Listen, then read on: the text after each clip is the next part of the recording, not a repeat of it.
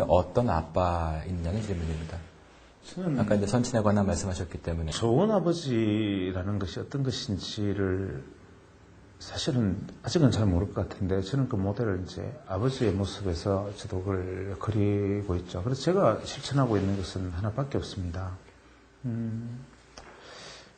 내가 의식적으로 보여지는 모습들이 아니라 내가 무심코 놓치는 뒷모습들을 애들은 볼 것 같아요, 항상. 네. 그래서 뒷모습은 내가 의식한다고 그려지는 게 아니니까. 그래서 제가 뭐 하고 있는 몇 가지 원칙이라면 좀 웃으실지는 모르겠지만 집에서는 안 누우겠다. 작은 일이지만 주무시지 않겠다. 잘 때만 제외하고 뭐 소파에 기대서 누워 있는다든지 뭐 이렇게 그러니까 흐트러진 모습을 가능하면 보여주지 않으려고 단정한 모습을 보여주려고 애를 쓰고 그 다음에 가능하면 아버지의 모습이 어떤 상징되는 모습으로 남았으면 좋겠다라는 것 때문에 어떨 때는 힘들고 괴로워도 그냥 가능하면 서재에 앉아서 책을 읽는 모습을 보여주려고 합니다. 그래서 집에 가면 항상 서재에 앉아서 책을 붙들고 있고 그러면 애들이 제가 할 일이 있으면 할 이야기가 있으면 들어와서 이야기를 하면 항상 책 읽고 있는 제게 이야기해도 되냐 뭐 이런 모습들을 이제 보여주려고 그러는데 그게 좋은 건지 나쁜 건지는 모르겠어요. 네. 하지만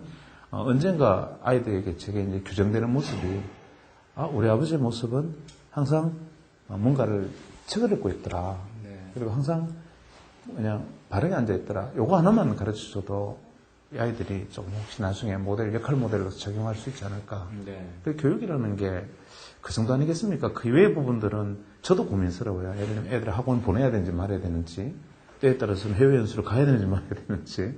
그래서 그런 부분들은 저도 같이 판단을 못 하겠는데, 내가 할 수 있는 작은 일 하자. 이게 제 애들 교육에 대한 철학입니다. 네.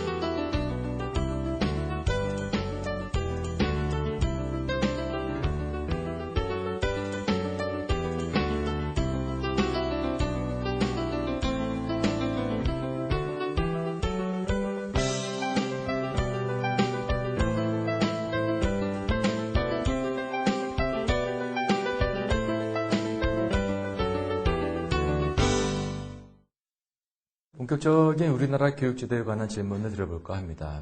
말씀 중간중간에 잠깐 나왔습니다만 보시기에 우리나라 교육제도에 문제점이 있다면 가장 큰 문제는 뭐라고 보십니까?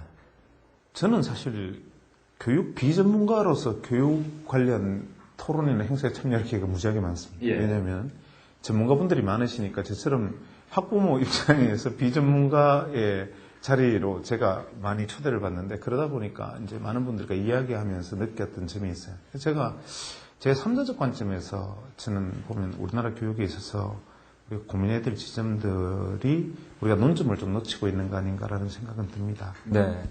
구체적으로 무슨 말씀이신지요? 뭐 대표적인 것이 우리가 이제 교육이라는 것이 과연 이제 학습이라고 하지 않습니까? 네. 이때 이제 학이라는 것은 학교에서 가르치는 걸 보고 습이라는 것은 우리가 파자를 해보면 날개를 가지고 날아가는 모습인데 양날개를 가지고 네. 그러니까 배운 것을 가지고 날아야 되니까 근데 우리는 내 것을 체화하고 삶 속에 적용하는 것이 아니라 도구로서의 어떤 학문으로만 받아들이는 것이고 또 교육을 할 때는 가르치고 성장시킨다는 것인데 우리는 이 육의 관점에 대해서는 완전히 거의 도외시하고 있는 것이 아닌가 교회 관점에서만 접근하고 뭐 이런 측면에서 아쉬움이 많습니다. 좀 전에 교육 비전문가다 이렇게 말씀하셨습니다만 예. 우리나라 국민치고 교육 비전문가가 있습니까? 그러니까 어떤 오소리띠 그러니까 어떤 이 권위를 인정받지 못한 이런 것이라고 표현할 수 있을 것 같은데 교육에 대해서는 누구나 고민을 하지 않겠습니까?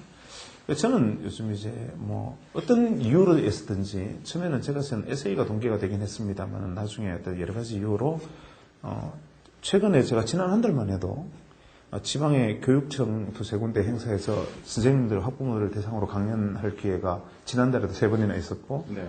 고등학교를 한 세 군데를 지난달에 갔었고, 또 대학 강연도 한 4군데 정도 있었으니까 진짜 본의 아니게 많이 학생들을 만나고 기회가 있었어요. 그 아이들의 이야기를 들어보면 기성세대로서 미안하다는 생각밖에 안 들어요.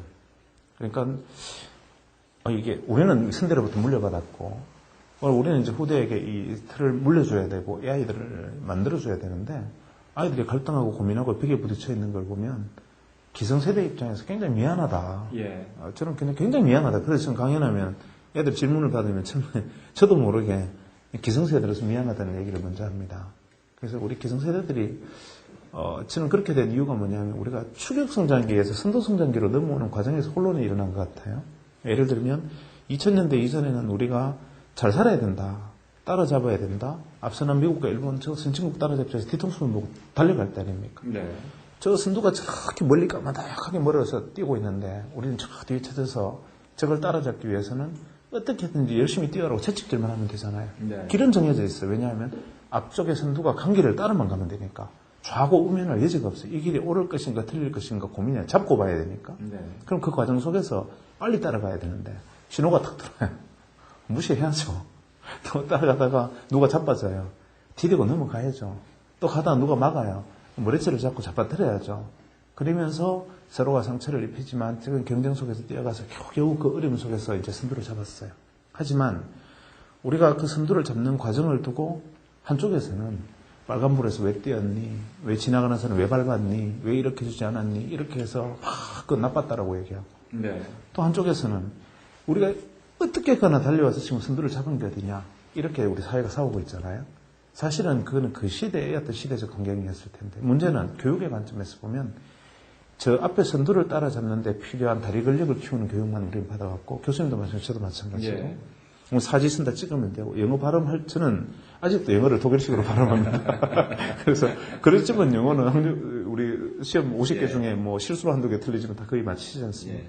그런 교육을 받았죠. 하지만 그때는 빨리 따라잡기 위한 기술, 상대를 모방하고 예를 들면 지금은 중국이 우리를 모방한다 그랬지만 사실 우리가 모방의 최고 전문가 아니었습니까? 네. 일본이 만들어 놓은 기술 따라잡고 남들 흉내내고 뺏기고 조금은 룰을 어기고 에이 뭐 우리가 남이가 알면서 왜 그래 이렇게 하면서 왔단 말이죠. 예. 근데 이렇게 해서 성공을 딱 해서 따라잡고 보니까 우리 기성세대들이 어떻게 생각하느냐 하면 야 우리 이렇게 해서 왔다 이거죠. 하지만 이제 지금은 이게 선도 성장에 우리가 선도에 같이 서버렸어요.